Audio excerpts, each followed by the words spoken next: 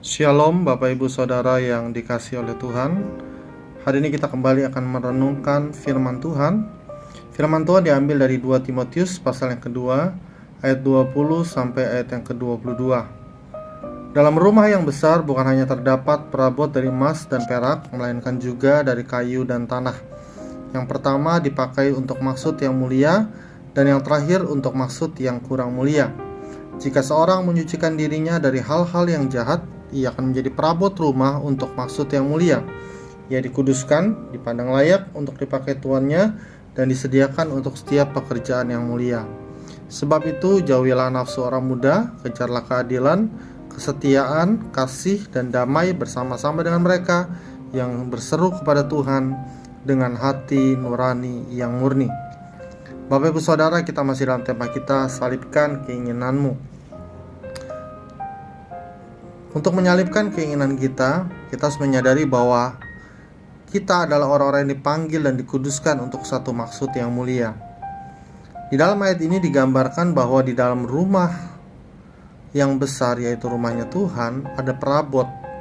Dan perabot ini tersusun atas beberapa kualitas, tingkat kualitas. Ada emas, ada perak, ada kayu, ada tanah.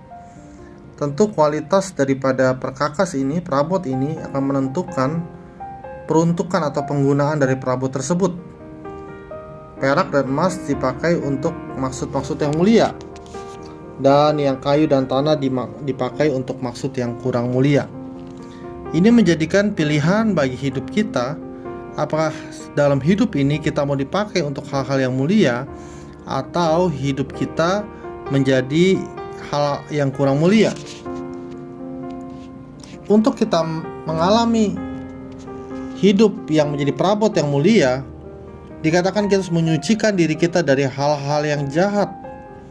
Kita harus menyingkirkan keinginan-keinginan daging kita yang membuat kita tidak sesuai dengan kehendak Allah.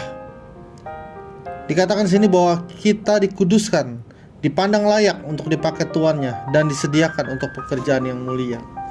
Saya percaya ini menjadi kerinduan setiap kita, bagaimana kita dikuduskan untuk menjadi perabot untuk melakukan pekerjaan yang mulia. Oleh karena itu, seperti beberapa waktu ini kita sudah pelajari, untuk itu kita harus mau menyangkali diri kita, menyangkali setiap keinginan-keinginan duniawi, keinginan daging yang membuat kita tidak selaras dengan kehendak Allah di dalam kehidupan kita. Kita harus belajar menyadari bahwa kita adalah orang-orang yang dipilih Tuhan, dipanggil Tuhan untuk hal yang mulia.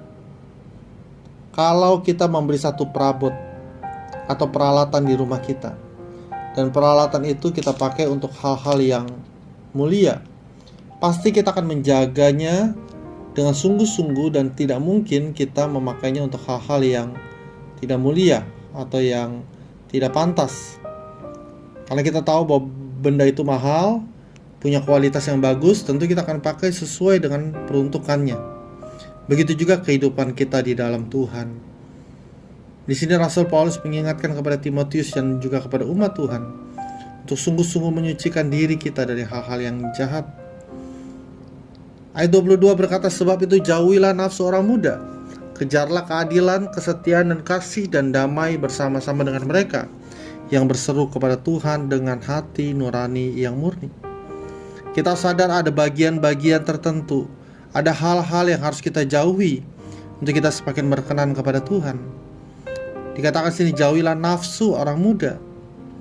Tetapi ada juga bagian yang harus kita kejar. Kejarlah keadilan, kesetiaan, kasih, dan damai. Jangan sampai kita terbalik. Kita mengejar hal yang harusnya kita jauhi, dan malah kita menjauhi hal-hal yang harus kita kejar.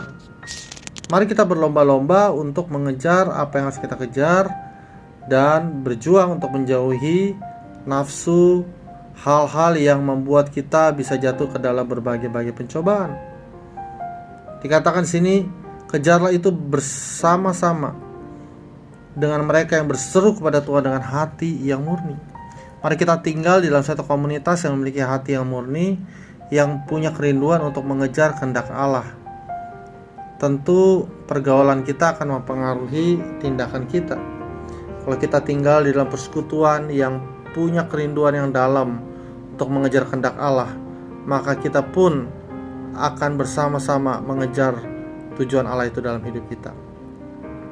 Mari Bapak Ibu Saudara, jemaat terkasih, persiapkan diri kita untuk menjadi perabot yang mulia di rumah Tuhan, untuk dipakai untuk hal-hal yang mulia bagi kerajaan Allah. Mari kita berdoa. Bapa, di dalam nama Tuhan Yesus, kami sungguh mengucap syukur Tuhan, sebab Engkau telah panggil kami untuk melakukan hal-hal yang mulia. Tetapi tolong kami Tuhan untuk mengambil pilihan-pilihan yang benar dalam hidup ini, sehingga kami menyucikan diri kami sedemikian rupa, sehingga layak untuk pekerjaan dan kerajaan-Mu. Kami mau menjauhi hal-hal yang tidak berkenan di hadapan-Mu, dan kami mau mengejar hal-hal yang mempermuliakan nama-Mu. Terima kasih Tuhan, nyatakan kuasa dan kemuliaan-Mu bagi setiap kami. Kau memberkati kami untuk terus hidup mengejar kehendak Allah. Terpuji Engkau Tuhan, di dalam nama Yesus kami berdoa dan mengucap syukur. Haleluya. Amin. Tuhan Yesus memberkati kita semua. Shalom.